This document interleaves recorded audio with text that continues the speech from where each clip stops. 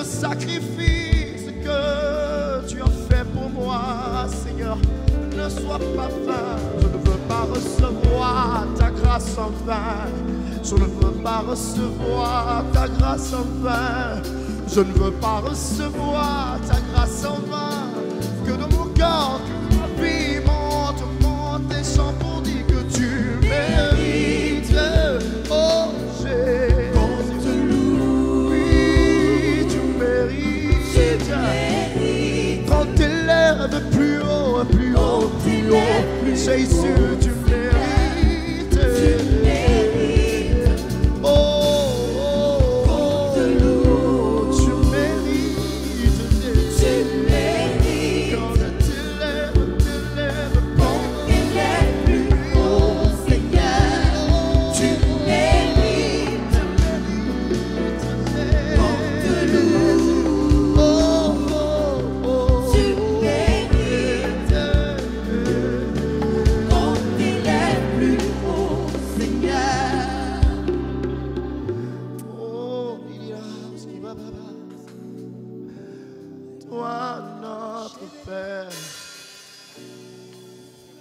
Acquérions-nous si soudés à toi.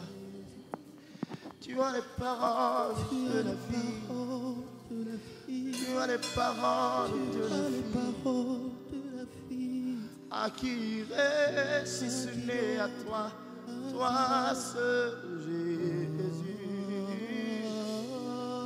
Mayaoski, Imamaoski, Adamoski.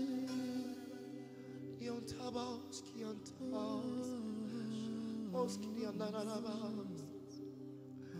Look up, Lord. Look up, Lord. Look up, Lord. Et tu réponds lorsque nous t'invoquons. Oui, tu réponds lorsque nous t'invoquons. Oui, tu réponds lorsque nous t'invoquons. Est-ce qu'il y a un travail?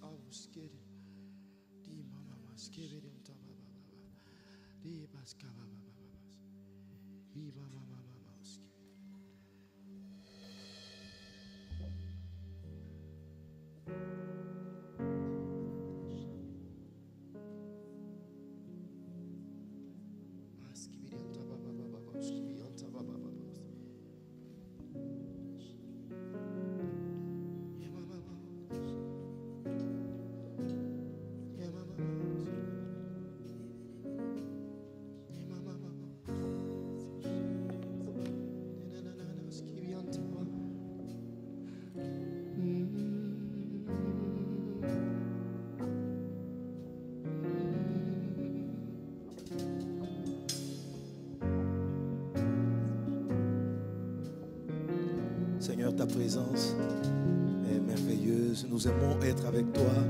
Nous aimons demeurer avec toi. Nous aimons te célébrer. Nous aimons, Seigneur Dieu, être avec nous, être avec toi. C'est la chose la plus importante que nous avons. Ta présence dans nos vies. C'est pourquoi, Seigneur Jésus, tu t'es appelé Emmanuel, Dieu avec nous. Et tu as dit dans ta parole que tu seras toujours avec nous. Et Seigneur Dieu, ce matin, nous voulons honorer ta présence. Honorer ta présence. Ah mon Dieu.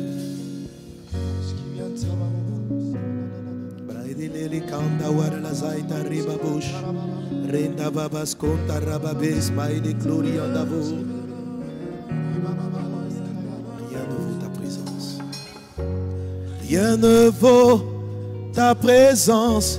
Ce que je veux, être avec toi. Rien ne vaut ta présence. Ce que je veux, être avec toi. Rien ne vaut ta présence. Ce que je veux, c'est avec toi. Rien ne vaut ta présence. Ce que je veux, être avec toi.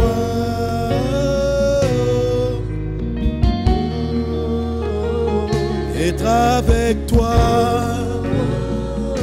Demeurer dans ta présence, Seigneur Jésus. Nous ensemble, rien ne vaut ta présence.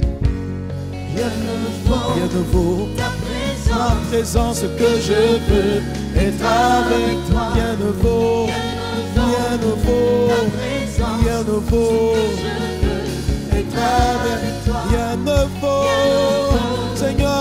ne peut se comparer à ta présence. J'aime ta présence, te sentir avec moi quand tu es là, mon Dieu. Oh, rien ne vaut ta présence. Oh, rien ne vaut ta présence. Ce que je veux, être avec toi. Oh, être avec toi, marcher avec toi, agir par toi, être avec toi. Oh, disons encore, rien ne vaut, rien ne vaut, rien ne vaut ta présence. Ce que je veux, être avec toi.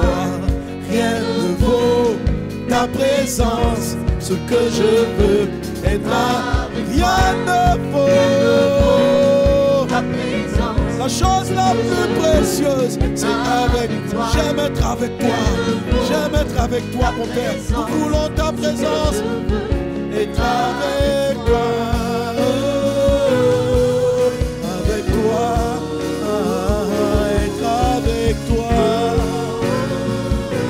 Être avec toi. Encore rien ne vaut ta présence. Ce que je veux, c'est t'adorer. Rien ne vaut ta présence. Ce que je veux, c'est t'adorer. Rien ne vaut ta présence. Ce que je veux, c'est t'adorer.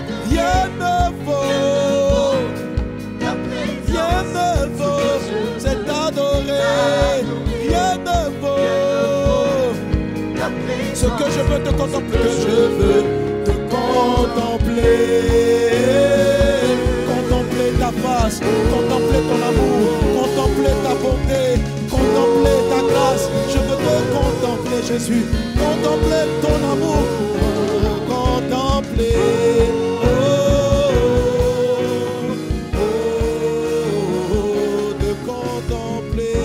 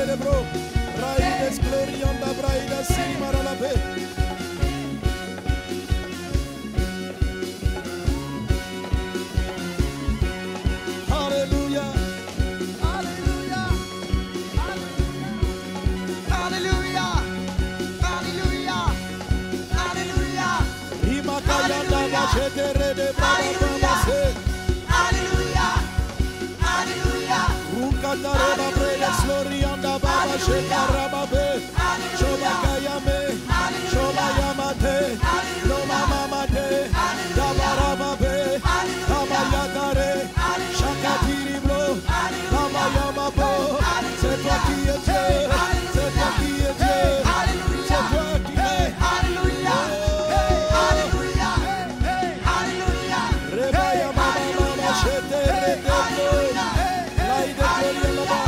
Honneur à toi, louange à toi, louange à toi, honneur à toi. Élevé sois-tu, magnifié sois-tu, élevé sois-tu. Je louange à toi.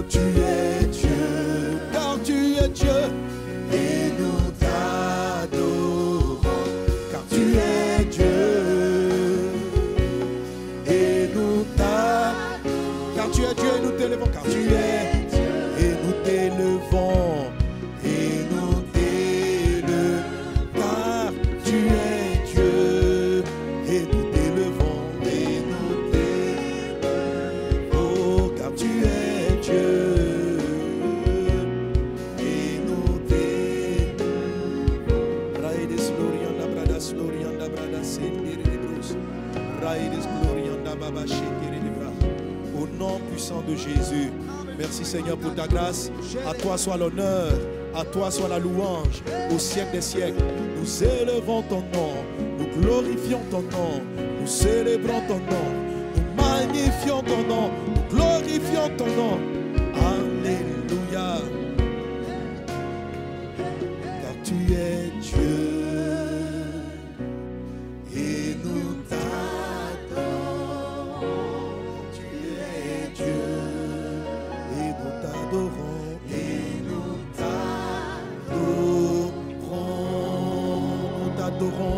Nous t'acclamons, nous t'acclamons, nous faisons des cris vers toi. Alléluia, Alléluia, Alléluia, car tu es Dieu. Nous t'acclamons, nous t'acclamons, nous t'acclamons. Nous nous prosternons, nous nous prosternons, nous nous prosternons, nous nous prosternons devant toi, devant toi, devant toi. Devant toi, devant toi, nous nous prosternons, nous nous prosternons, nous nous prosternons, nous nous prosternons, nous nous prosternons, nous nous prosternons devant toi. Alléluia. La ire comme mama chez Praïdeke, Subarayanda Ramables Maïda chez Baralaglo. Rema Blaide Gloria Nababa Se Katari Mabros. Reçois l'honneur, reçois la gloire.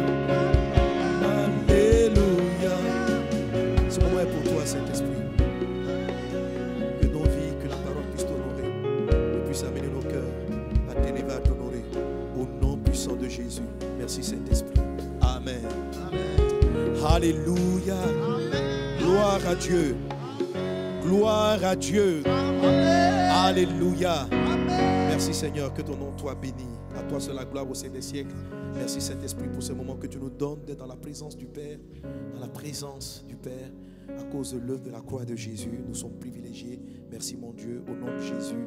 Amen. Quelqu'un donne un bon Amen. Quelqu'un donne un bon Amen.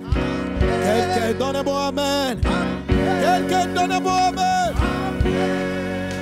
Comment est-ce que ça va ce matin? Très bien. Comment est-ce que ça va? Très bien. Alléluia. Comment ça va? Ça va bien, Comment ça va? ça va bien, ça va bien, ça va bien, Comment ça va? ça va bien, Comment ça va? ça va J'ai bien, dit comment ça ça va? va bien, Comment ça va? ça va bien, Avec Jésus, ça va bien, avec Jésus-Christ. ça va bien, Quand Jésus est dans ta vie, ça va j'ai bien, dit comment ça va? ça va bien, Dans ta famille, ça va bien, dans ta santé, ça va bien, à la maison. ça va J'ai bien, dit comment ça va? ça J'ai dit comment ça va? ça va bien, Comment ça va? ça va Quand bien, Jésus est là, ça va bien, tout va bien. ça va bien, Comment ça va? ça va bien, Comment ça va? ça va bien, Comment ça va? ça va bien, Comment ça va? ça va bien, Bénis ton frère, bénis ta soeur, sois béni, bénis quelqu'un sois béni, qui est connecté. sois béni, Envoie une bénédiction à travers les connexions. Bénis ton voisin, bénis la maison à côté. Je dis comment ça va? Ah, comment ça ça va? va bien, Avec Jésus-Christ ça va bien, dans ta maison, ça va bien, dans ta santé, ça va bien, familialement, ça va bien, au niveau du travail, ça va bien, dans le ministère. ça va bien, Je dis comment ça va? ça va bien, Comment ça va? ça va bien, Avec Jésus, ça va bien, ça va toujours bien. ça va bien, Est-ce qu'on peut acclamer Jésus qui est toujours bien aimé? tout va bien, Alléluia. tout va bien, Amen. Merci Seigneur Jésus. À toi seul soit l'honneur, la gloire au siècle des siècles. Amen. amen. Alors, content de vous retrouver donc ce matin. Nous voulons bénir le Seigneur notre Dieu pour Worshipper Family qui nous a conduits dans la présence de Dieu.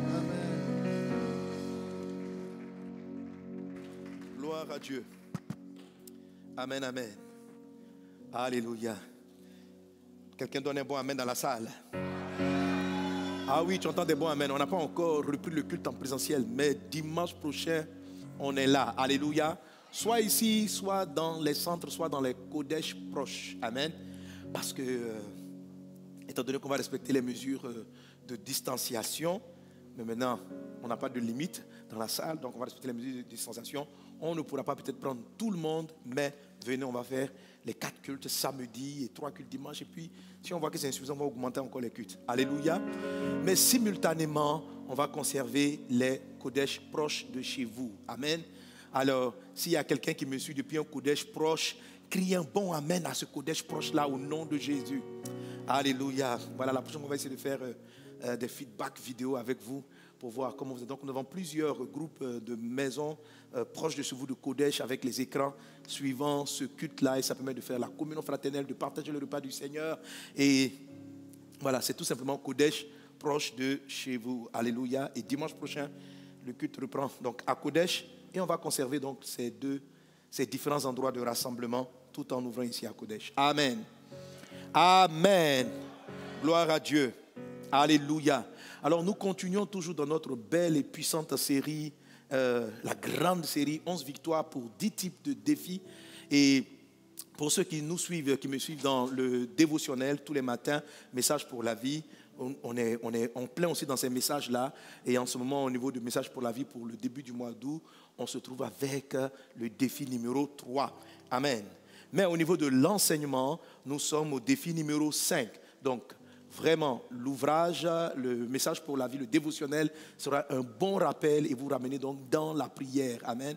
Et puis, vraiment, pour tous ceux qui n'ont pas écouté les défis précédents, procurez-vous cet ouvrage 7, 8 et 9 des messages pour la vie, le dévotionnel. Et nous sommes au défi numéro 5, 11 victoires pour 10 types de défis. Il s'agit de l'école de Dieu. Tout croyant, tout chrétien, à un moment donné de sa vie, transite par une période d'une série de difficultés, de différentes difficultés. La Bible dit que Jésus-Christ, avant de commencer son ministère, a été conduit dans le désert par le Saint-Esprit afin qu'il soit tenté par le diable. Ce n'est pas le Saint-Esprit qui a tenté Jésus, mais c'est le diable. Seulement, Dieu a permis que Jésus-Christ traverse ce temps d'épreuve. Lorsque Dieu délivre Israël de l'Égypte, il conduit Israël vers la terre promise, mais il tient à ce que Israël transite par un endroit qu'on appelle le désert. Le désert est une zone de difficulté, c'est une zone aride. Il n'y a pas de pluie dans les déserts où il y a très peu de pluie. Ce qui montre dans le monde spirituel que lorsqu'une personne traverse un désert, elle aura l'impression que les grâces sont amenuisées dans sa vie, que la vie devient de plus en plus difficile. Mais je t'assure, la vie n'est pas difficile, c'est une perception et Dieu va te donner une grande victoire.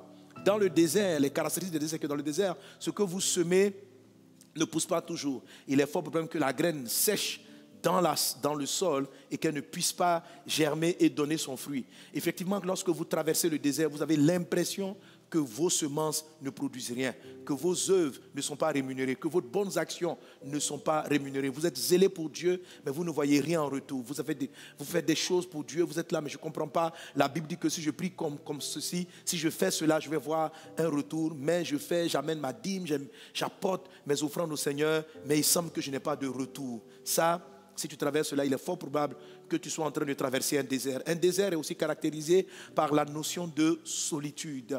Alors, lorsqu'un chrétien passe par sa période de désert, il aura vraiment l'impression d'être seul. C'est-à-dire, même s'il y a du monde autour de toi, tu auras l'impression qu'ils ne te comprennent pas, ils ne comprennent pas ce que tu vis, ce que tu ressens. Tu peux partager ton sujet avec des pasteurs, avec des frères, mais ils ne sauront pas comprendre ce que tu vis, parce que le désert est un moment où Dieu te conduit, comme il dit dans le livre de Osée, il te conduit pour parler à ton cœur. C'est vraiment un moment d'intimité de seul à seul avec le Seigneur. C'est vraiment important de savoir discerner que tu es dans un désert. Il y a aussi le péché qui peut te conduire à vivre des circonstances similaires au désert. Mais fais attention, lorsque tu traverses des difficultés, prends le temps de venir devant Dieu. Et s'il s'agit du péché, confesse ton péché, tu seras pardonné et tu verras que tu n'étais pas encore, ou tu étais déjà sorti de ton désert, tu n'étais pas dans le désert. Mais quand c'est le désert, il ne s'agit pas d'une affaire de péché, il s'agit juste de la volonté de Dieu qui permet à ce que tu sois formé. C'est l'école de Dieu.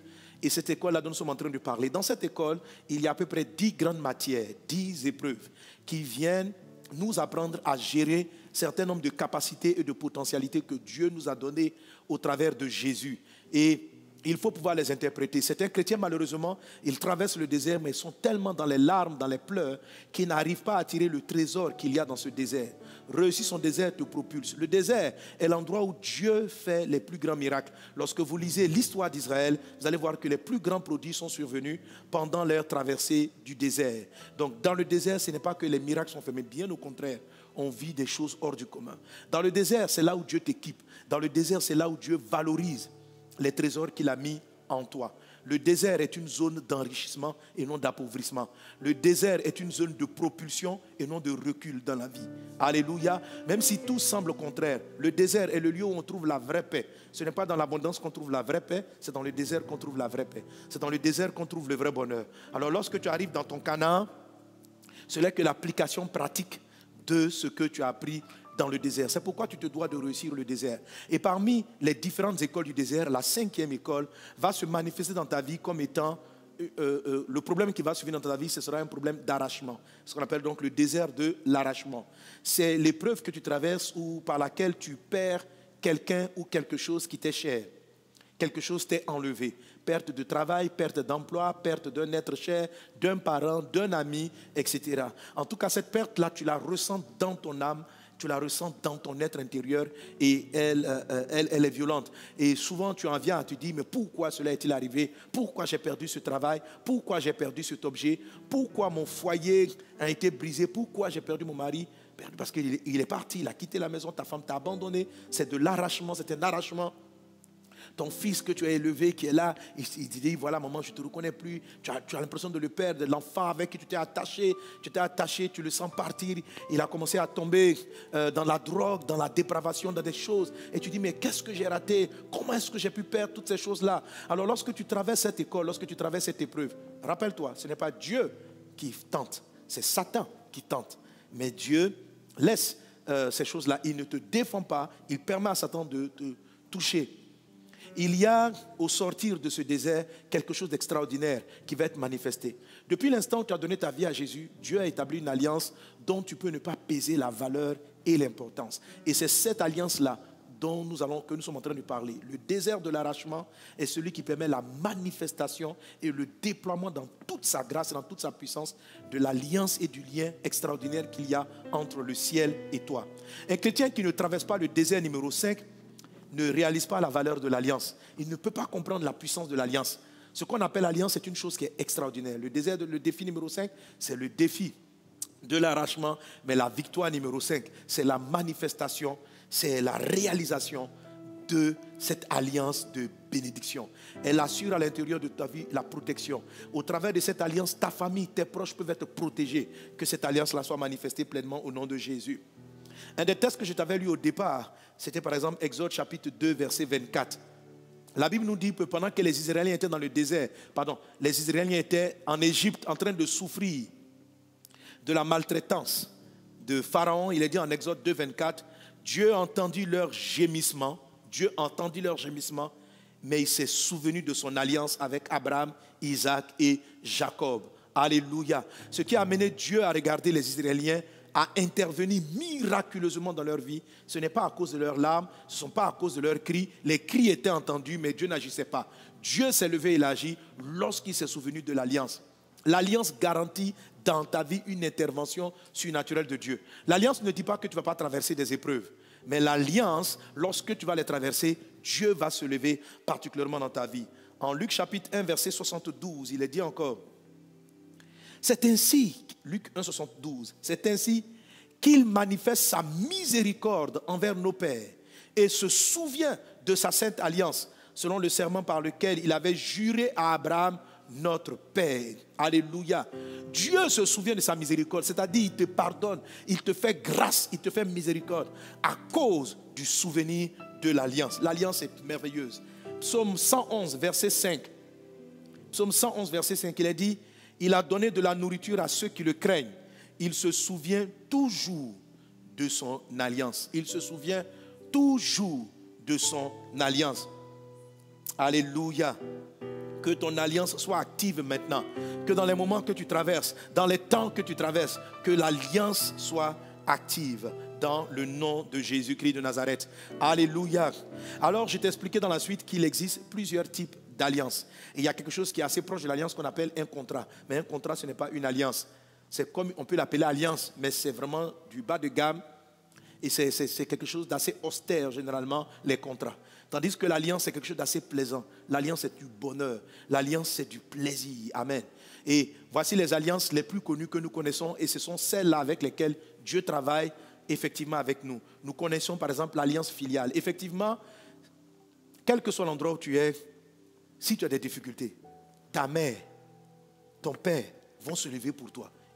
C'est comme si, parce que tu es leur enfant, ils vont le faire. Parce que tu es leur enfant, ils vont le faire. Ils vont intervenir. Ils vont soulever les montagnes. Parce que tu es leur enfant. Ils vont aller rencontrer les personnes qu'il faut. Parce que tu es leur enfant. Pourquoi? Parce qu'entre un père et son fils, entre une mère et ses enfants et son enfant, il y a une alliance invisible. Alléluia. Et cette même alliance-là, Dieu aussi te la donne. La Bible dit, à tous ceux qui ont reçu Jésus dans leur cœur, à tous ceux qui ont reçu la parole, cette parole a donné le pouvoir de devenir enfants de Dieu. Alléluia. Et il y a un deuxième type d'alliance. Et je suis en train d'aller vers ce deuxième type d'alliance qui est aussi offert à tous les croyants. C'est l'alliance maritale. Amen. Un homme qui se marie avec une femme sont alliés. Et lorsqu'on se marie, on dresse une alliance. Alléluia. Et c'est encore une alliance qui est d'un degré supérieur en termes de grâce, de bénédiction et de faveur.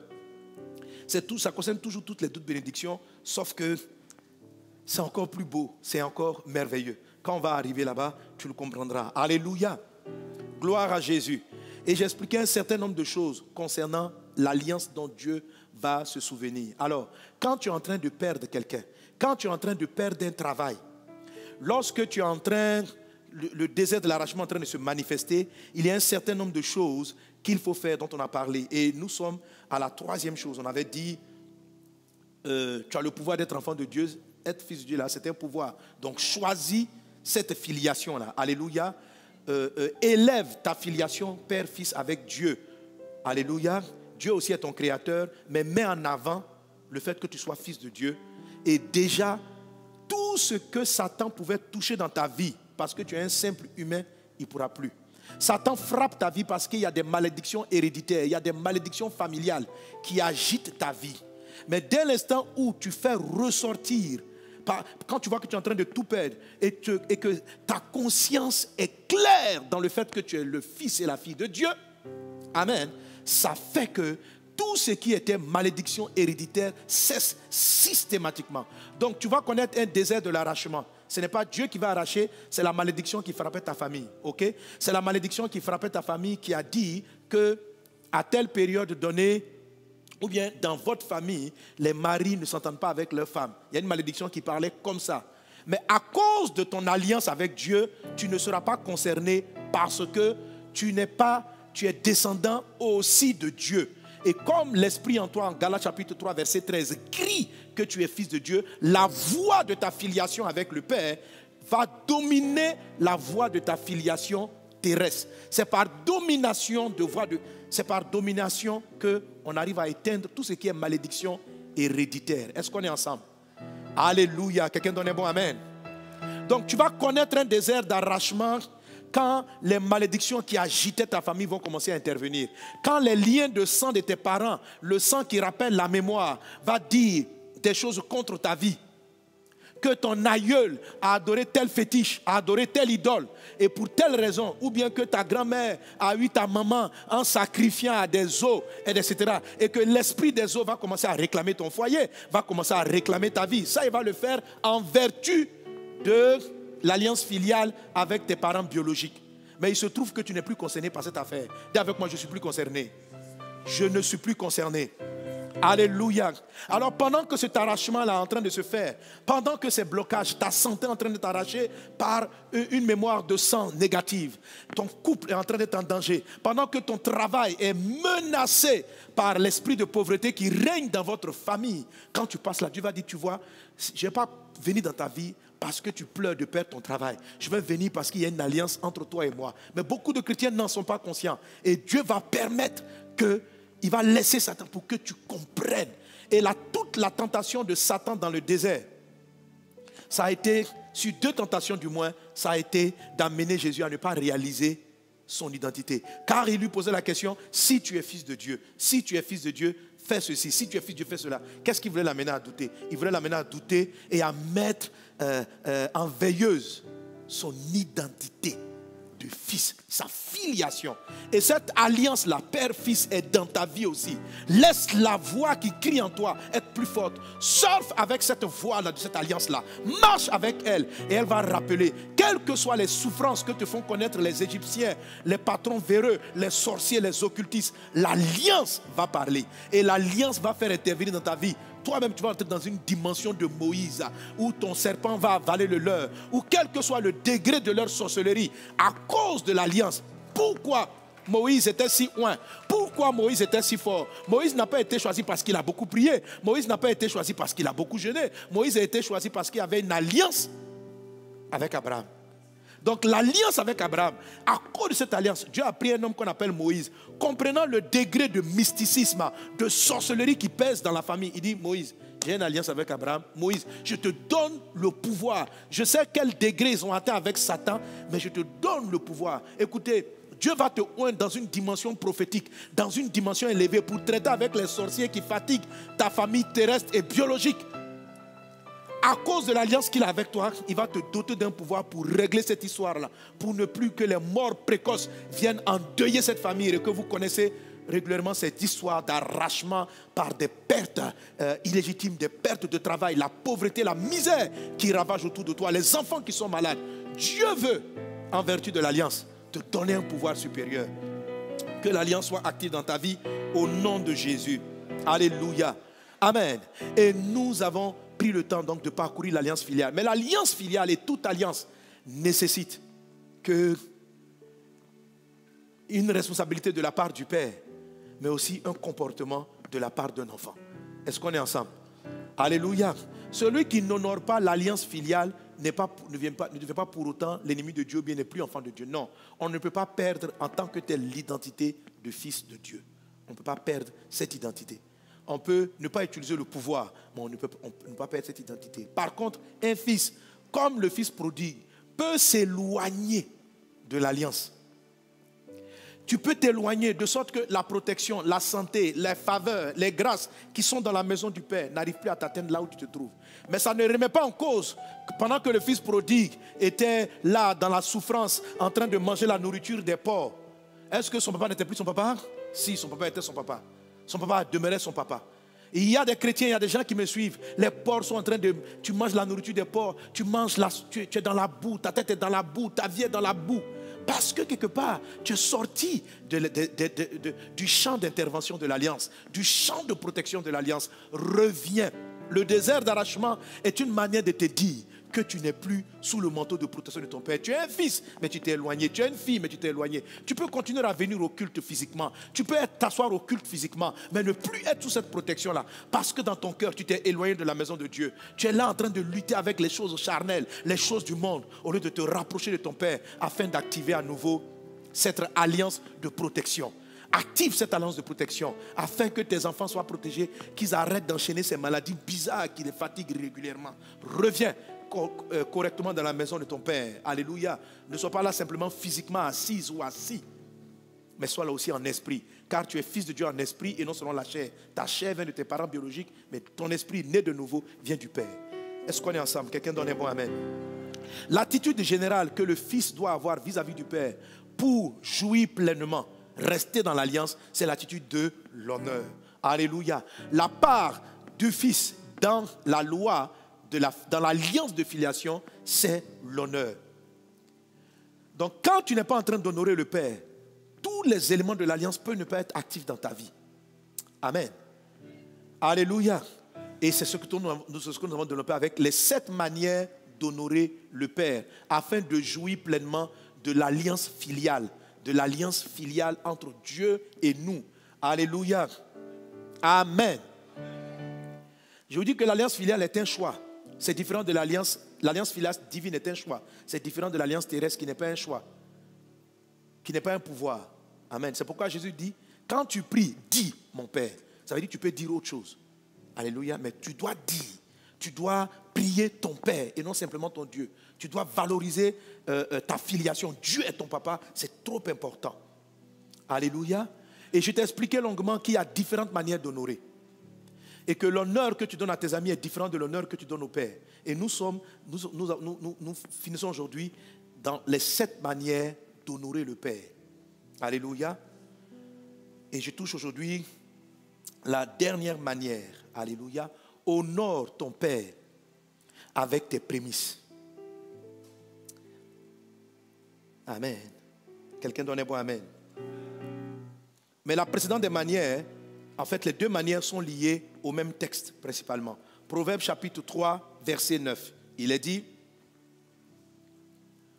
honore l'Éternel avec tes biens et avec les prémices de tout ton revenu. Alléluia.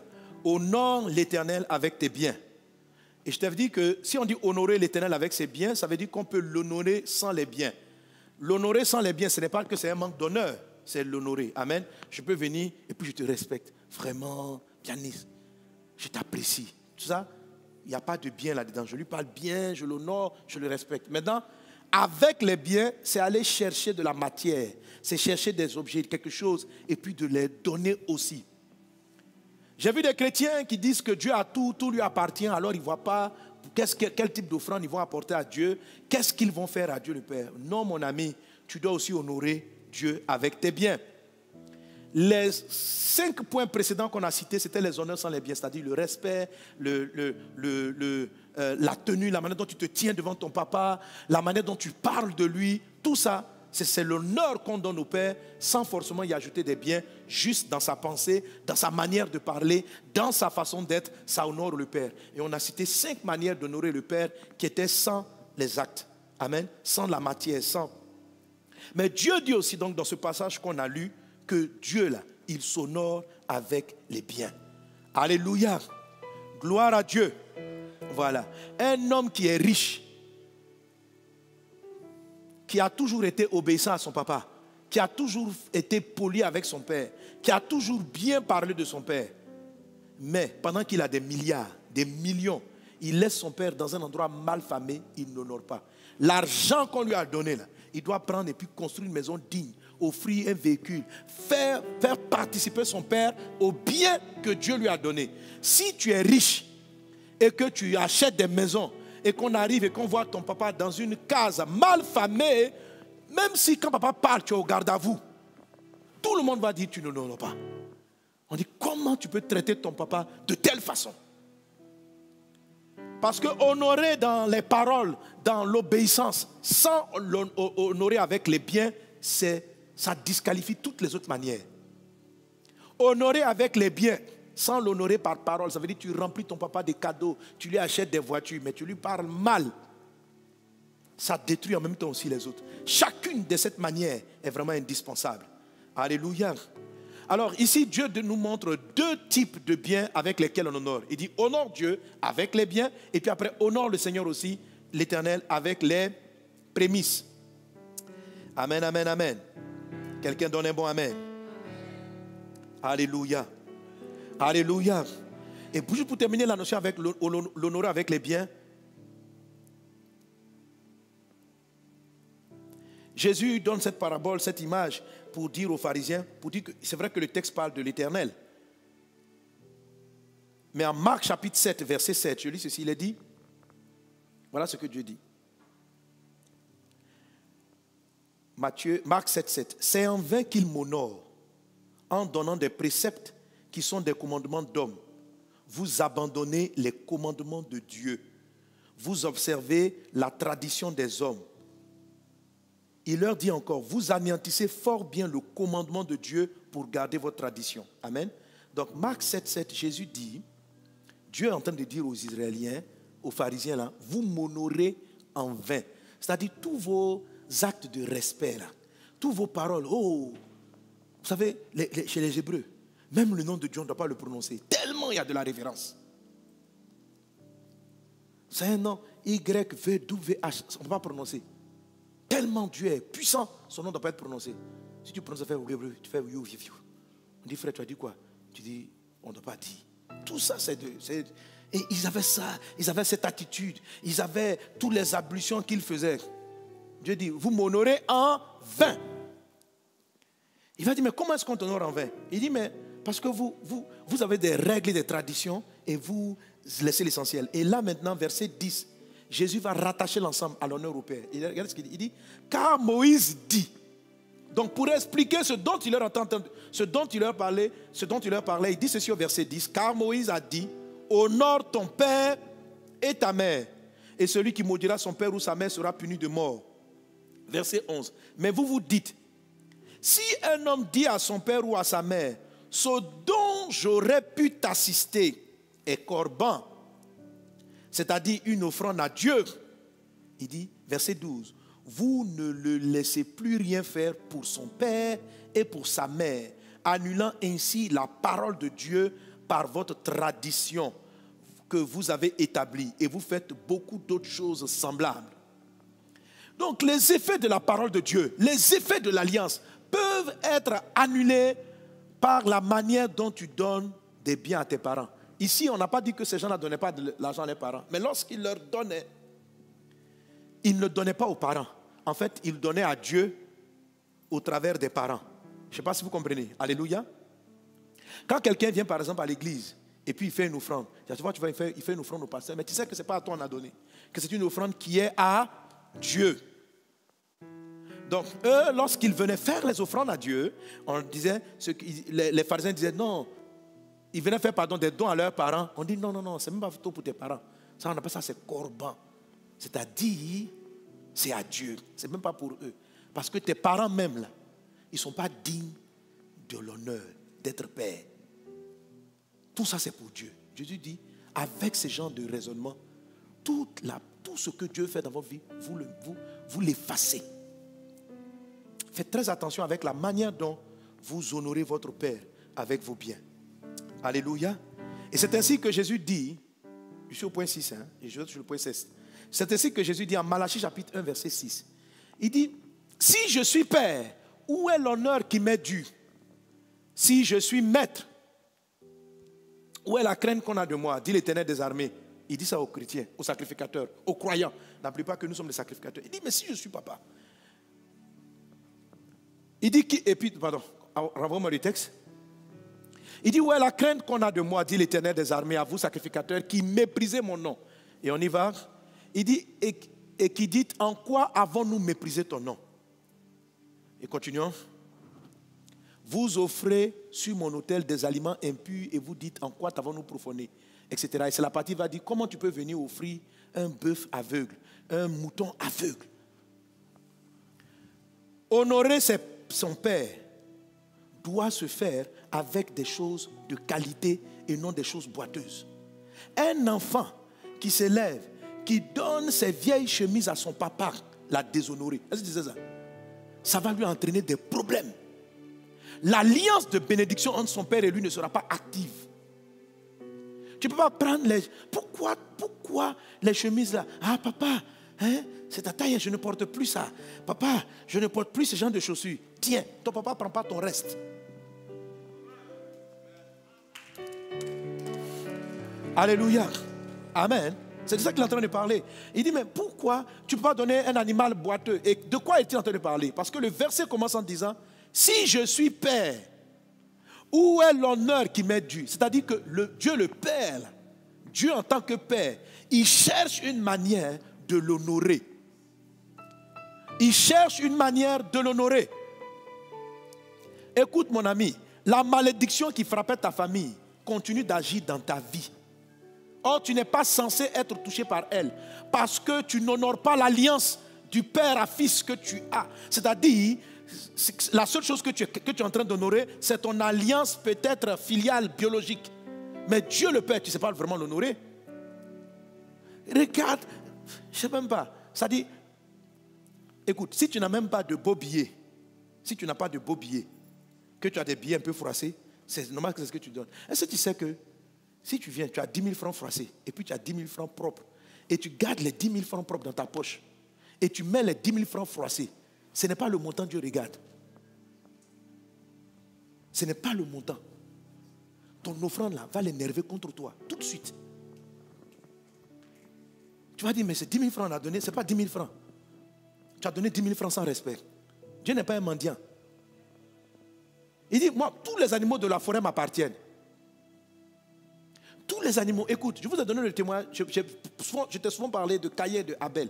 C'est juste une affaire d'offrande qui les a disqualifiés. Et qui a ouvert Satan, qui a ouvert la porte à Satan dans la vie de Caïn. Juste une offrande à Dieu. Caïn n'a pas adoré Satan. Caïn est venu faire une offrande à Dieu. Et Dieu n'a pas apprécié son offrande. Et Dieu n'a pas apprécié la vie de Caïn. Si vous ne pouvez pas réaliser que Dieu juge les offrandes, vous allez faire une grave erreur. Si vous pensez que Dieu regarde le cœur, il ne regarde pas ce que vous mettez dans le panier, vous vous trompez. Et c'est ce qui fait que tu es fils de Dieu, mais tu es dans la pauvreté. Dieu n'a pas besoin que tu sois riche. Il a besoin que les biens que tu apportes là, il dit honore l'Éternel avec tes biens. On n'a pas dit honore l'Éternel avec tes mots. Quand on dit bien là, ça veut dire le côté positif. Il y a bien puis il y a mal. Est-ce que tu comprends? On dit honore l'Éternel avec tes biens. Bien, ça veut dire matériel, mais bien, ça veut dire quand même dans la matière, là, ce qui est bien. Est-ce que tu comprends? Alléluia. Quand on dit honorer l'Éternel avec tes biens, ça veut dire qu'il ne faut pas l'honorer avec ce que tu peux perdre. Ça veut dire qu'il ne faut pas l'honorer avec ce qui n'a pas de valeur pour toi. Faut pas, on dit honore l'Éternel. Ce qui n'a pas de valeur pour toi n'est pas un bien pour toi. Si 100 francs ce n'est pas un bien pour toi, il ne faut pas honorer Dieu avec 100 francs. Si 10 000 francs ce n'est pas un bien pour toi, il ne faut pas l'honorer avec 10 000 francs. Est-ce que c'est un bien? Est-ce que c'est un bien? Ou bien c'est une banalité? Ou bien c'est de l'argent que tu peux égarer sans même te rendre compte que tu as perdu 10 000 francs. Si tu peux perdre 10 000 francs et puis tu les oublies, tu ne sais même pas que tu les as égarés. Ne prends pas ça pour donner à ton Père. Alléluia. Alléluia. Amen. Parce qu'aujourd'hui, on n'apporte plus des moutons pour savoir s'ils seront aveugles ou boiteux ou quoi que ce soit. Ce qu'on nous amène, c'est notre argent. Amen. Ce sont nos offrandes. C'est les choses qu'on donne à l'église. Voilà. Quelqu'un est là, il veut amener des instruments. Il va prendre. Quand c'est fatigué, là, il a utilisé jusqu'à... Et il dit, pasteur, c'est ça que je jouais avec la maison. Comme on en a besoin pour les évangélisations, tenez. Et puis il te donne des micros cassés, des trucs. Les gens, ils ont roulé des voitures, les voitures sont fatiguées. Par exemple, ils ont acheté une nouvelle voiture et puis ils viennent. Et puis, bon, si le pasteur est dans le besoin, il sera content. C'est pour l'église. Mais, est-ce que c'est ça que ce jour-là, un pala peut commencer?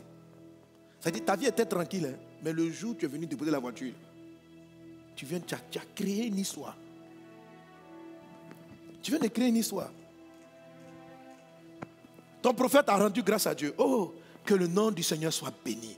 Hey, tu ne peux pas savoir combien de fois nous sommes dans le besoin. Mais Dieu regarde ça au ciel. Il dit, c'est ce que tu fais pour ton Père. Personne n'est à même de savoir évaluer qu'est-ce qui est un sacrifice, qu'est-ce qui n'est pas un sacrifice. C'est entre toi et Dieu. C'est une chose qui se passe dans ton cœur. Une voiture peut être fatiguée, mais ça peut être un vrai sacrifice pour toi. Ce n'est pas la qualité de la voiture, c'est pas la qualité de la voiture, c'est ce qui a de la valeur pour toi. C'est ce qui constitue pour toi un bien. Quand quelque chose n'est plus pour toi un bien, que c'est quelque chose que tu peux jeter à la poubelle, ce n'est pas à Dieu, tu vas venir l'offrir. Lorsqu'on va faire des croisades, il y a des gens qui sont là, moi je donne mes habits pour les pauvres. Tu sais que Dieu n'a pas considéré comme une offrande? Vous prenez, tu vas ramasser tes vieux habits déchirés, les chaussures trouées. Et tu viens, tu mets ça dans les paniers, allez donner ça aux pauvres. Tu vas voir que tu ne moissonnes rien. Tu ne moissonnes rien. Si tu veux aider les pauvres, que tu veux partager tes vêtements, donne-les quand ils sont encore bien. Il ne faut pas les donner quand ils sont fatigués, quand on ne peut plus les utiliser. Partage-les quand ils ont encore de la valeur. Tu vois? Et ça, ce sont des choses que Dieu n'explique pas. Tu vois, tu dois sentir ce que tu fais. Tu dois toi-même apprécier que moi, je fais une offrande à Dieu en faveur des veuves et des orphelins. Et je dois choisir la qualité. Parce que c'est à Dieu que je fais. Dès l'instant où je le fais à Dieu, au titre de mon Père. À moins que tu fasses une offrande qui n'est pas à Dieu, mais c'est pour les orphelins. Là, c'est autre chose. Mais si tu te dis que quelque chose que tu amènes à Dieu, avec une destination précise, en faveur des orphelins, ça dit Dieu récupère. Et puis tu vas prendre ça pour donner aux orphelins, s'il te plaît. S'il te plaît, il faut faire attention à ce que tu fais. Ne banalisez pas l'offrande. Ne croyez pas que c'est le fait de venir mettre de l'argent dans le panier que Dieu regarde. Dieu n'est pas dans la galère. Alléluia. Amen. Amen. Gloire à Jésus. Gloire à Dieu. Alléluia. Et c'est ainsi que je t'ai cité, on a cité l'histoire de la veuve qui est venue apporter ces 2 petites pièces dans le panier. Et Jésus a dit, c'est elle qui m'a apporté les biens. Les autres ont donné de leur superflu. Ce n'est pas le montant, c'est le sacrifice. Et Dieu et toi, vous le savez. Écoute, tu ne peux pas blaguer quelqu'un, tu ne peux pas blaguer Dieu. Tu vas venir dire, le prophète est impressionné, tu as sorti 15 millions. Oui, yes. Mais Dieu regarde. Et puis il sait que dans le secret, là, toi là, en une soirée, en habit seulement, là, tu claques 20 millions en une journée. Ça c'est par jour. Puis le lendemain tu te lèves encore, tu prends des habits, les chaussures que tu portes là. La valeur de toi, tes tenues. Quand tu as fini de t'habiller avec un tel niveau, et puis tu viens faire une offrande d'habits, et puis regarde ce que tu donnes. Regarde ce que tu donnes.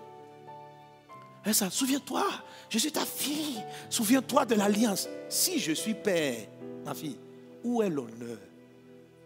Si je suis ton papa, comment est-ce que tu m'honores?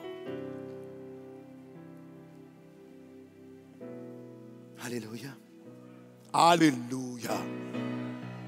Amen. Et cela nous amène directement, parce que les deux sont liés, au point numéro 7. Honore l'Éternel avec les biens et avec tes prémices. Amen. Alors, le mot prémisse, ça signifie premier. Ça signifie ce qui vient d'abord. Ce n'est même plus simplement la qualité du bien. C'est la primauté, la priorité, le commencement de. Wow. En Afrique, je ne sais pas s'il y en a peut-être en Occident, mais c'est une des coutumes qu'on a. C'est que souvent, le premier salaire, on vient puis on honore papa avec ça. Il est le premier. Il est le premier. On a une reconnaissance pour dire, ma vie, tout ton temps tu as investi en moi, je le reconnais, tu as le premier. Et les prémices, c'est une confiance totale. Que la grâce qui est sur le Père est capable de fonctionner encore sur toi. sacrifier des prémices, l'offrande des prémices, ce n'est pas l'offrande des biens. Là, c'est un sacrifice. Tandis que les biens, c'est une valeur, c'est de la valeur. Ok? Mais le prémisse, c'est un sacrifice. Les prémices. Mais quand vous lisez dans la parole de Dieu, les gens, lorsqu'on apporte ce qu'on appelle les prémices, c'est une chose qui frappe le ciel. Alléluia. Le jour où Dieu se lève et qu'il dit à Salomon, attends, demande-moi même tout ce que tu veux. Et puis, ce jour-là, Salomon en aurait un mot de prémisse. Dès qu'on l'a mis roi, il a donné le premier temps, ses premiers biens, c'est à Dieu. C'est-à-dire qu'il ne s'est pas arrêté devant le peuple pour dire, écoutez-moi, je suis le roi, je vais d'abord vous honorer, faire la politique. Il n'a pas cherché à faire la politique. Il n'a pas cherché à... Non, la première des choses qu'il a fait, il dit, où sont les bœufs? Il en a pris 1000 et il est monté vers Dieu. C'est ce qu'on appelle les prémices. Dieu est le départage de tout. Dieu est le départ. Dieu est le premier dans tes dons, dans tes offrandes. La notion de prémisse, c'est différent du honneur avec tes biens. Honneur avec tes biens, les biens doivent avoir une valeur. Mais les prémices, ce n'est pas seulement la valeur. C'est le fait d'être, de commencer par. De commencer par. Alléluia. Alléluia. Alléluia. De commencer par. Et c'est ce que Salomon a fait. Il a apporté 1000 holocaustes, 1000 bœufs. Et ce jour-là, Dieu l'a visité. Il dit, toi, pour toi, là, moi, là, tu es le fils de David, mais même tu es mon fils, même. Je te prends, vraiment, je t'aime trop. On me dit. Il dit, même si tu sais que... Mais Salomon a fonctionné sur l'alliance de son père. Vous savez? Qu'est-ce que Salomon a fait? Normalement, en tant que fils de David, qu'est-ce que Dieu a dit à David? Je mettrai de tes fils, je lui donnerai la paix pour qu'il puisse construire le temple. Donc, Salomon avait déjà des promesses qui le protégeaient, qui le gardaient, qui allaient éviter qu'il soit un homme de guerre comme son père, qui le protégeait de beaucoup de choses. Mais Salomon ne s'est pas contenté de l'alliance de son père. En fait, il l'a activé à un niveau, au point où dans l'histoire d'Israël, on retient 2 grands rois, David, Salomon. On oublie un peu Saül, mais on se souvient de David, on se souvient de Salomon. Et puis après, on ne sait plus. Si tu demandes à la plupart même, il dit après Salomon qui était là. C'est un gars là. Ça dit, il n'a pas marqué l'histoire. Alléluia. On se souvient de Saül parce que sans Saül, il n'y a pas David en fait. Mais en fait c'est David, on se souvient. Et à cause de David, on se souvient de Saül. Mais Salomon, il a écrit son histoire. Plus tard, son fils, il s'appelait Roboam. Tu le connais? Après Roboam, il y en a eu d'autres. Mais j'oublie le nom des gens qui arrivent après. Est-ce qu'on est ensemble? Mais il y a certains fils de David qui se sont démarqués. Josaphat, Ézéchias.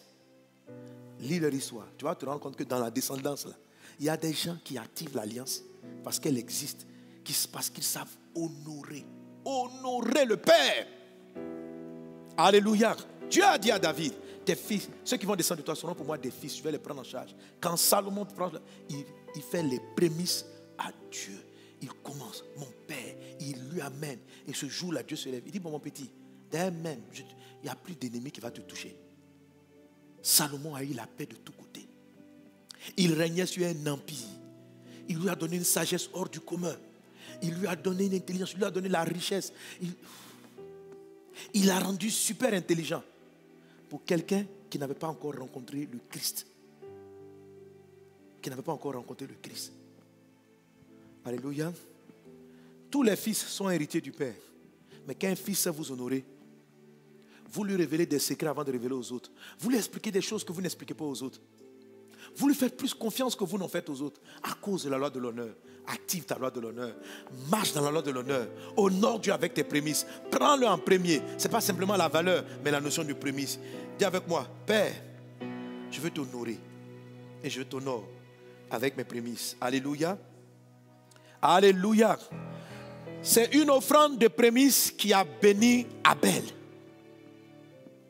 C'est une offrande de prémices. Il a apporté les premiers-nés de son troupeau. Et c'est une offrande, c'est le manque d'offrande de prémices qui a disqualifié Caïn. Est-ce qu'on est ensemble? honore Dieu avec les prémices. Mais les prémices aussi, alléluia, ça signifie premier, mais ça signifie pour ce qui est pour toi, la plus haute qualité. Amen. C'est-à-dire la plus haute qualité.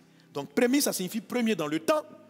Prémisse aussi, ça signifie la plus haute qualité, c'est-à-dire le premier choix, c'est-à-dire dans ces degrés-là, par exemple, il y a cellulaire, il y a téléphone cellulaire, bas de gamme, mais c'est plus first.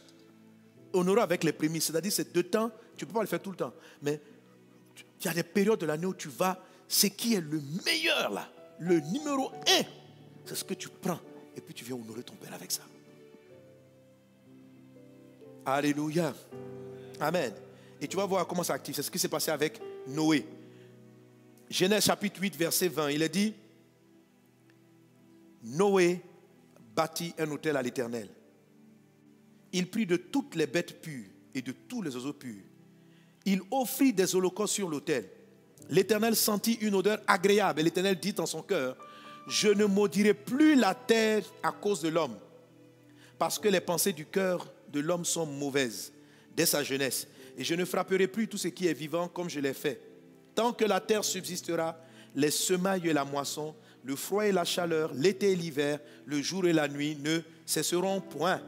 Amen. Dieu n'a rien demandé à Noé. Mais Noé, dès qu'il a mis le pied hors de l'arche, il n'a pas cherché à voir qui allait, comment, quoi. La première des choses qu'il a faites, je vais honorer Dieu. Il a fait un autel. Et quand il est arrivé sur l'autel, il a choisi les premiers choix. Il a dit dans tous les animaux là, ceux-là, Dieu les avait dit, il avait nommé comme animaux impurs, et comme animal impur, et celui-là comme animal pur. Et il a dit, on ne peut pas apporter à Dieu ce qu'il il a apporté les premiers choix. Et quand Dieu a vu ça, regardez, aujourd'hui là, s'il n'y a plus de déluge, il y a de grandes pluies qui envahissent même des régions entières. Mais un déluge qui va prendre toute la terre, c'est une alliance qui a paralysé ça. Une alliance.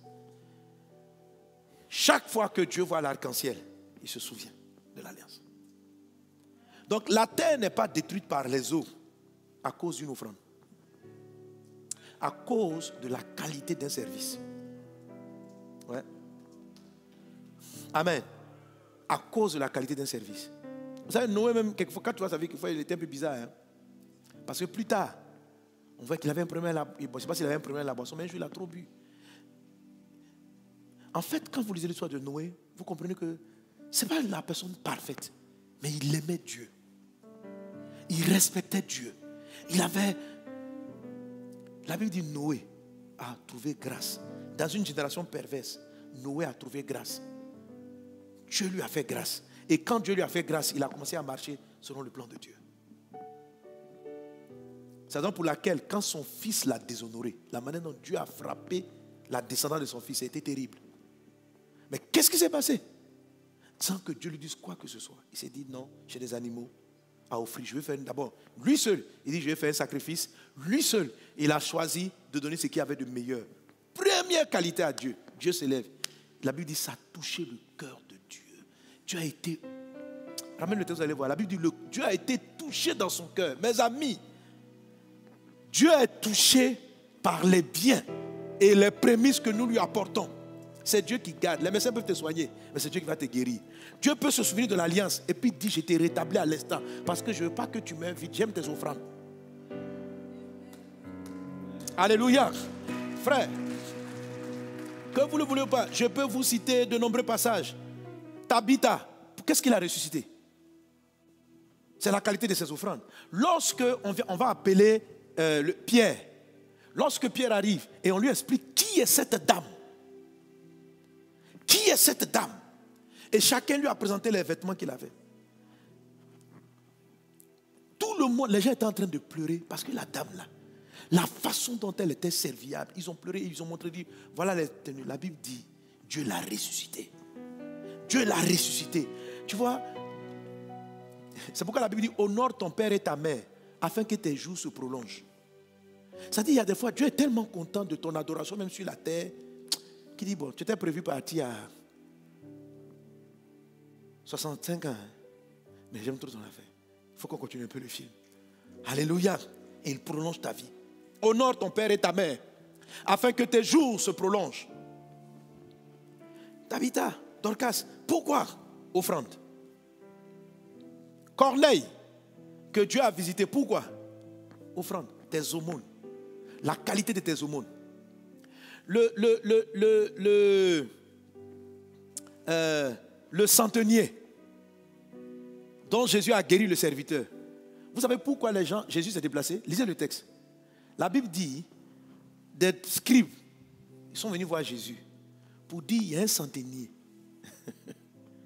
Ressuscite, sa fille, son serviteur est malade, il veut te voir, son serviteur est malade. Et ils lui ont dit cette phrase-là, il dit, c'est lui qui a bâti la synagogue. C'est la phrase là. Quand on dit c'est lui qui a bâti la synagogue, là, Jésus dit, allons-y. Donc si on expliquait, c'est un gars, il est gentil avec nous, il a fait, c'est un bon gars quoi, c'est un frère, il est bien dans l'église. Amen. Là, il faut regarder le passage, vous allez voir que c'est l'histoire de la synagogue. Alléluia.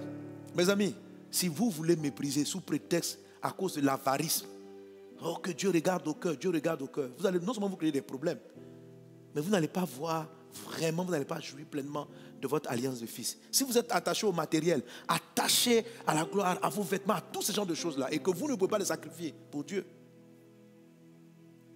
est-ce qu'on est ensemble? Alléluia. Si vous m'avez trouvé le passage, donnez-le-moi. Bon, je l'ai marqué quelque part. Amen. Bref. Et dans plusieurs passages de la parole de Dieu, on dit, tes prières et tes aumônes sont montées vers le ciel. Et il a envoyé un ange. Il est parti chercher Pierre pour qu'on vienne te sauver. Parce que tu es trop dangereux en aumône. Et tu donnes, tu es. Donc, il est très bien dit. Tes offrandes, tes aumônes et tes prières. Tes aumônes et tes prières. Vous ne pouvez pas enlever ces choses-là qui sont dites dans la parole de Dieu. Il ne s'agit pas d'acheter la grâce de Dieu. Il s'agit d'honorer la grâce qu'on a reçue de Dieu. Il s'agit d'être reconnaissant par sa vie. Il s'agit d'honorer un Père qui t'a donné la vie, qui t'enseigne la parole, qui te guérit, qui prend soin de toi. De l'honorer dignement. Il s'agit de cela. Pas d'acheter ses faveurs. Si tu viens de donner à Dieu pour acheter ses faveurs, c'est comme une offense. Il t'a fait naître sans que tu payes quelque chose. Il t'a sauvé sans que tu aies payé quelque chose. Son fils est mort à la croix sans qu'il te demande quoi que ce soit. Maintenant que tu es devenu son fils, où est l'honneur que tu lui dois? Où est cet amour-là que tu manifestes pour lui? C'est tout. Il ne t'a pas demandé d'acheter sa filiation. Il te dit simplement pour être fils, il faut croire. Quelqu'un donne un bon amen. Et cette offrande des prémices se voit dans le service que vous faites pour Dieu. Oui. Dieu regarde ça. Dieu regarde la manière dont tu sers. Dieu regarde la qualité de ton service. C'est une offrande, ton service. Offrir des prémices comme un chante, c'est travailler sur soi pour donner le meilleur de sa voix à Dieu. C'est ça. Pourquoi tu viens de donner une voix? C'est pas que tu ne peux pas travailler, hein, mais tu es trop occupé à t'occuper de tes enfants, de ton mari, de tout ça là. Donc tu ne peux pas trop répéter quoi. Tu ne peux pas trop répéter. Mais tu sens que tu es appelé à chanter. Et puis quand tu viens chanter, Alléluia, on dit quoi? Reste honorer mon appel. Est-ce que toi-même tu honores ton appel? Offrir les prémices. C'est quand, par exemple, tu te mets même à nettoyer le temple. Et pendant que tu es en train de faire, tu remarques une petite poussière. Et tu vas prendre le temps pour enlever. Pourquoi? Parce que c'est la maison de Dieu. Tu vois, ça paraît, mais c'est dans ces détails que tu vas voir un frère, il est protégé. Le jour où il pleut, il n'a pas de maison. Quelqu'un se lève là-bas, on lui offre une maison. Il y a des gens, quand j'ai béni, vous obtenez des maisons. Les maisons arrivent sur eux, ils ont des maisons. Et puis il y en a d'autres, ils ramassent seulement. Mais depuis là, leur vie ne change pas. Sinon, ce n'est pas que tu n'es pas fils de Dieu. Mais tout le monde là, on te célèbre. Tu es zélé, tu es zélé. Mais Dieu sait que ce n'est pas tes prémices. Alléluia. Dieu sait que ce n'est pas tes prémices. Ce n'est pas la qualité première. Ça, c'est ta qualité deuxième de service. C'est ta qualité troisième. Parce qu'il t'a vu. Quand tu dois répondre à un marché, on va te payer. Il t'a vu à l'œuvre. Il connaît ta qualité. Il sait ce que tu sais faire.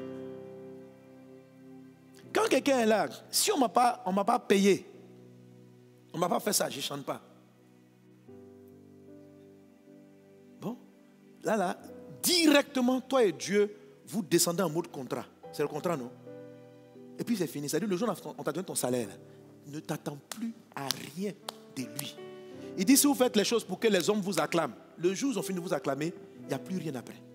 Si tu fais quelque chose que tu rémunères ton service vis-à-vis de Dieu, après ça, il ne te doit plus rien. Voilà. On peut, parce que tu as manque de moyens, aider pour le déplacement, mais il ne faut pas laisser des aides venir sacrifier, venir atténuer l'effet de ton offrande et de ton sacrifice. S'il te plaît. David s'est levé. Et vous savez que quand David a fait l'offrande à l'ère d'Aravna, c'est sur cette terre-là, tellement son offrande a plu à Dieu, que cet endroit était destiné pour la croix, là où Jésus est parti à la croix, où Dieu a établi l'alliance pour notre salut. L'endroit où l'ange s'est arrêté, où David est parti faire son offrande. David va faire un sacrifice. Il y a une peste de 3 jours qui est en train de frapper Israël. Et David crie à Dieu. Dieu lui montre ce qu'il faut faire. Et il lui dit, fais un sacrifice à tel endroit.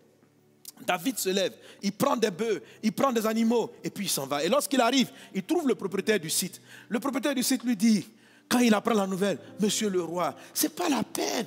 Regardez, moi-même j'ai des bœufs, je vous les donne. La terre, je vous la laisse librement. Faites le sacrifice. Dieu n'avait pas dit à David d'acheter la terre. Dieu n'avait pas dit à David de lui donner des bœufs qui viennent de son propre argent. Dieu lui a dit, fais un sacrifice dans tel endroit, c'est tout. Mais quand le monsieur propose, David n'a pas sauté sur l'opportunité. Il n'a pas sauté sur l'occasion. Il sort cette phrase, je n'offrirai pas à mon Dieu ce qui ne m'a rien coûté. Ce n'est pas possible. Et je vous dis, faites très attention quand des choses commencent à être prises en charge. Ce n'est pas mauvais que par exemple on aide quelqu'un pour un déplacement, pour ceci dans l'église. Ce n'est pas mauvais. Mais faites attention qu'à un moment donné, ça n'a fait pas votre offrande. C'est-à-dire, si toi-même, sans cet argent-là, tu viens à l'église, tu servais Dieu, si maintenant, à un moment donné, tu te déplaçais, tu te prenais en charge, et maintenant, pour que tu viennes, on t'offre même de te payer ton déplacement, on t'offre toi-même. Il faut dire non. Quoi? Venez servir mon Dieu, vous allez me payer pour que moi, j'aille dans la maison de Dieu, pour servir mon Dieu? Non. Et la dernière fois, je priais, elle m'a dit, tu sais mon fils, c'est la raison pour laquelle beaucoup de cultes, de réunions, il y a beaucoup d'adoration, je ne suis pas là-dedans. Parce que il n'y a pas de sacrifice. Il n'y a pas de sacrifice. Chacun donne. Les gens croient que c'est le service en tant que tel que Dieu regarde. Dieu ne regarde pas le service. Il regarde le sacrifice qui entraîne ton service. Qu'est-ce que tu paies? Qu'est-ce que tu souffres? Qu'est-ce que ça te coûte? Qu'est-ce que ça te coûte? Qu'est-ce que ça te coûte? Alléluia. Alléluia. La dernière fois, je disais ça aux missionnaires, je leur ai parlé de ça. Dans le relèvement de la tente de David, j'ai enseigné là-dessus. Je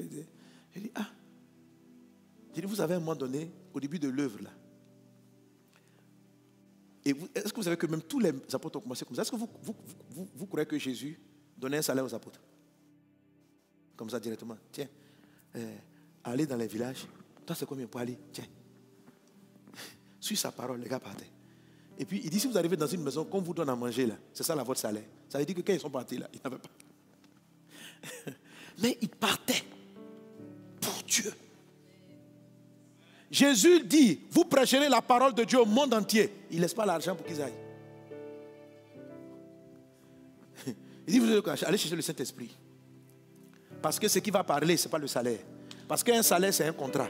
Et un contrat, c'est un bas niveau d'alliance. Ce qui va parler, c'est l'alliance. Et ce qui va mettre à ta disposition, tu seras surpris. Tu seras surpris. Et là, il va me dire, parce qu'il faut faire plein de méthodes, de stratégies pour chercher les fonds. Dieu m'a fait comprendre. Il dit, j'ai dit, mes sacrificateurs vivront d'offrande. C'est-à-dire, c'est ce qu'on m'a apporté avec le cœur. C'est ça que je prends pour ouvrir les ciels dans votre vie. Sortez de vos histoires de contrat. Sortez, vis avec ma grâce et tu vas voir ce qu'elle est. Elle est plus que suffisante. Mes amis, c'est dans cette dimension-là que je vis. Et que j'essaie d'amener chacun d'entre vous de cette église à comprendre. Ne écoutez pas les gens qui veulent vous entraîner en vous disant non, je vais attendre des personnes parce qu'on fait ceci, parce qu'il y a des gens qui sont riches dans l'église. Ce n'est pas vrai. C'est Dieu qui attire les personnes. Je ne suis pas allé voir quelqu'un dans sa maison. Toi là, tu as l'argent, viens nous soutenir. Non. Je veux le plus possible servir mon Père. Et dans le service, à un moment dans le service, je veux dire, il ne faut pas donner à Dieu ce qui ne te coûte rien, quoi. À un moment donné, au début, quand on partait évangéliser, mais bien sûr, personne ne peut nous empêcher. Donc, on prenait notre petit salaire qu'on avait, on mettait tout dans le déplacement, on partait, on prêchait dans les carrefours. Jusqu'à quelquefois, l'argent finissait et il fallait marcher des kilomètres. Et j'aimais ça. Marcher des kilomètres pour aller prêcher Jésus. Quitter Daloa où j'étais, et puis aligner les villages. 5 à 6 villages. Puis revenir comme ça, et puis tu as la sueur, tes pieds te font mal, tu vas prendre ta douche. Tu es content d'avoir parlé de Jésus. Tu es heureux. Et quand je reviens comme ça, je sens que le ciel est content, je sens les anges. À un moment donné, l'œuvre commence à grandir parce que Dieu envoie des ressources. Et on peut être séduit. Donc un temps, on arrive. Maintenant, quand le pasteur va se déplacer, on prend ta voiture, on prend ton hôtel, on prend tout en charge. J'ai vu que c'était un piège pour moi. Parce que j'ai commencé à prêcher l'évangile sans que ça me coûte. J'ai dit non, je ne peux pas me laisser faire. Pourquoi? Alléluia. Bon, on ne peut pas dire, mais si vous partez à l'administration, demandez-leur avant chaque croisade. Je vais faire l'effort dans le nom de Jésus que tout ce qu'on peut investir pour me loger, pour me nourrir, l'offrande que je vais apporter là, doit faire plus que ce qu'on va aller faire. Parce que pourquoi? C'est qui est avec moi, mon Père, depuis le début de notre histoire. C'est normal, en tant que le pasteur, que l'Église crée les circonstances. Dieu vous bénisse. Parce que si l'Église ne fait pas ça aussi, Dieu aussi va se fâcher. Dieu va dire, mais vous là, quel est votre problème? Il s'en va prêcher la parole de Dieu, faire des offrandes, et puis vous le laissez aller dans une voiture, vous le laissez mal dormir. Bon, les fils spirituels, ils peuvent même imaginer ça. Parce que je sais que... Amen. Mais en même temps qu'on fait ça là, toi aussi, il ne faut pas prendre du plaisir là-dedans. Parce que pour toi, prêcher la parole de Dieu, ça a toujours été un sacrifice pour toi.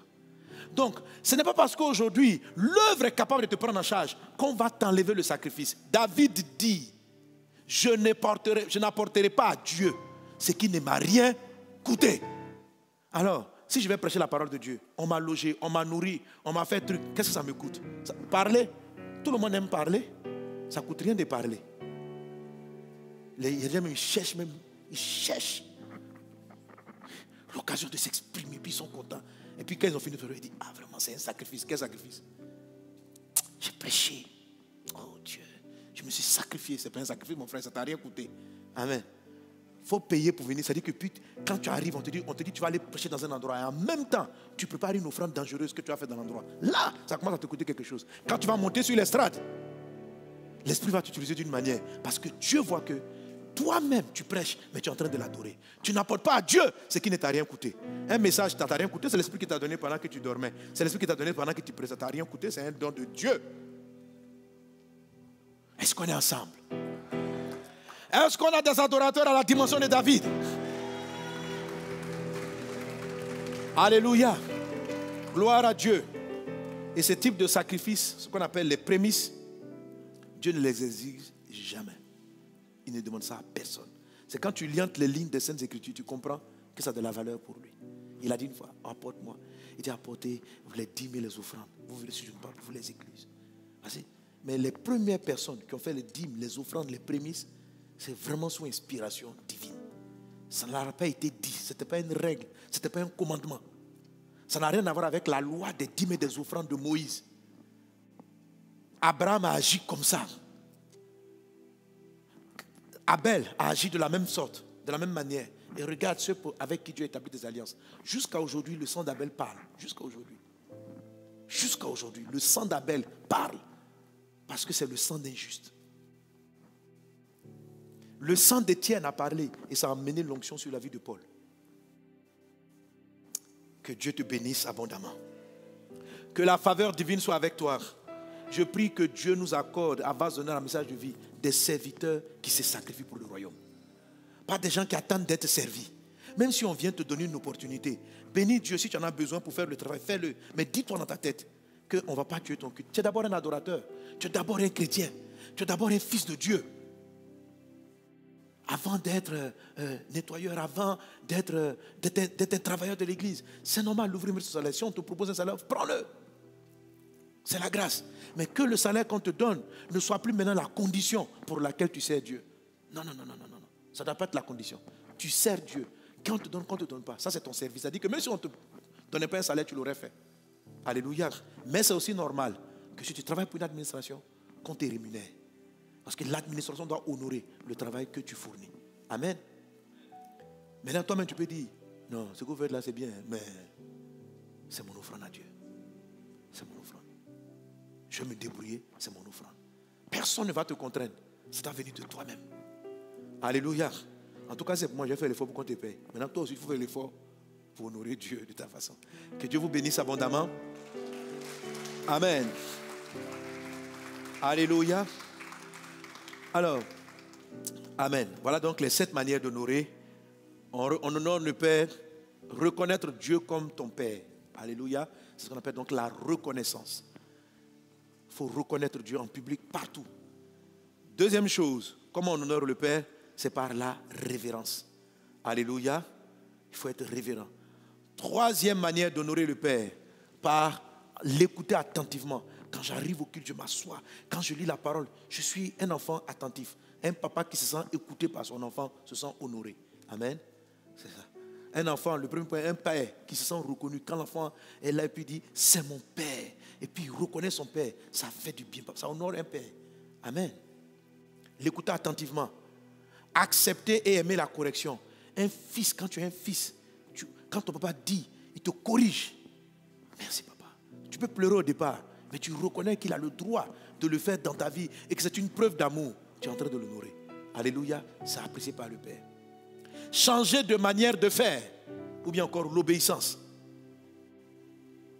Quand parce qu'un père t'a donné un conseil, tu fais exactement ce qu'il a dit, il se sent honoré. De voir que tu as écouté ce qu'il a dit et que tu as obéi. Parce qu'il y a ceux qui écoutent, mais après qui vont faire dire, oh le vieux là, il faut le... Quand il parle, il faut te taire seulement. Mais quand tu vas derrière là, tu vas faire ce que tu veux. Il y en a qui sont comme ça. Il dit, bah, tu parles qui va crier sur toi, donc tu l'écoutes. Et puis après tu te... Donc ils font le point numéro... Ils font l'écoute, hein, qui est le point numéro 3, mais ils n'échangent pas de manière. Ils ne font pas le point numéro 5. Il faut faire l'écoute et il faut changer ta méthode, ta manière quand ton père te parle. 6e manière d'honorer, c'est honorer avec ses biens. 7e manière, c'est honorer avec ses prémices. Et toute la définition que tu peux avoir dans prémices. Premier, dans le temps. Premier, en termes de qualité. Alléluia. Alléluia. C'est ce qui entend donc le sacrifice et tout ce dont nous avons parlé dans ce message. Que Dieu nous accorde, que nous devenons des gens qui savent vraiment honorer notre Père en tant que Père. Si je suis Père, Dieu, notre Père, quel est l'honneur qui m'est dû? Honore ton Père et tu seras heureux et tu vivras longtemps. Et tu vivras longtemps. Alléluia. Dimanche prochain, on est toujours dans le défi numéro 5 et on va toucher un point très très très puissant. Alléluia. Quand je pense à ce point, je suis déjà content. Amen. C'est toujours dans la dimension de l'honneur. Mais là, ce n'est pas honorer le Père. C'est honorer quelque chose de très très très spécial. On va commencer à rentrer maintenant dans ce qui vient sceller l'alliance. Toute alliance a une marque. L'alliance de Noé a eu la marque qui était l'arc-en-ciel. Chaque alliance a une marque, a un signe. Dans le mariage, on a les alliances. Alléluia. Les points d'après, on nous parlait du signe de l'alliance. Que la grâce et la paix du Seigneur soient avec toi. Que la faveur divine soit avec toi. Amen. Nous t'appelons Père. Nous t'invoquons Père. Nous te prions Père. Nous te chantons Père. Tu as effacé tous mes péchés. Par de ton sang à la croix. Et pendant que nous sommes en train de... Nous appelons le Père. Nous allons apporter nos offrandes de reconnaissance au Père. Tu veux dire merci à Dieu pour cette parole. Si tu veux l'honorer. La parole n'est pas venue pour te rejeter. La parole n'est pas venue pour te condamner. Elle est venue pour dire, tu as un papa qui est extraordinaire. Et tu peux vivre pleinement votre alliance. Au nord, alléluia, prends cela comme étant de la correction. Prends l'arrachement comme étant des punitions. Et le Père qui t'amène à t'améliorer. Et viens lui rendre grâce par une offrande. Viens bénir son nom par cette offrande. Alors tu vas apporter ton offrande avec les moyens qui sont affichés sur l'écran. Abba Père, Abba Père, Abba Père, Abba Père, Abba Père, Abba Père. Je crie à toi, Père,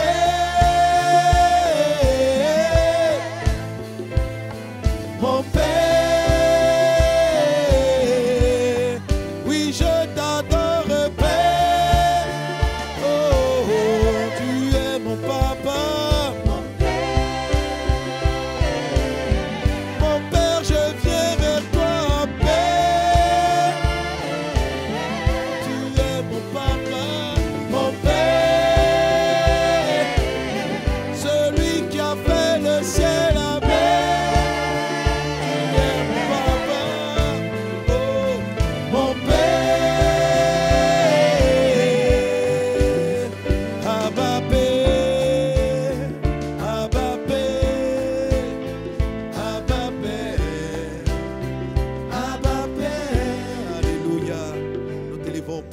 Peut acclamer son Père, nous pouvons acclamer notre Père. Nous avons un Père extraordinaire, nous avons un Père merveilleux. Nous avons un Père qui nous a tellement aimés qu'il a donné son Fils. Nous avons un Père extraordinaire. Quel Père nous avons? Oh Père, apprends-nous à t'honorer, à te considérer, à te respecter selon l'honneur qui t'est dû. Que cette maison, cette église et que tous ceux qui suivent ce culte soient des hommes et des femmes qui t'honorent. Que tu te sentes honoré, respecté, valoriser, Seigneur Dieu, dans nos cultes, dans nos réunions, dans nos rencontres. Que notre service t'élève, que notre service t'honore. Qu'il en soit ainsi dans le puissant et précieux nom de Jésus. Quelqu'un donne un bon amen. Alléluia.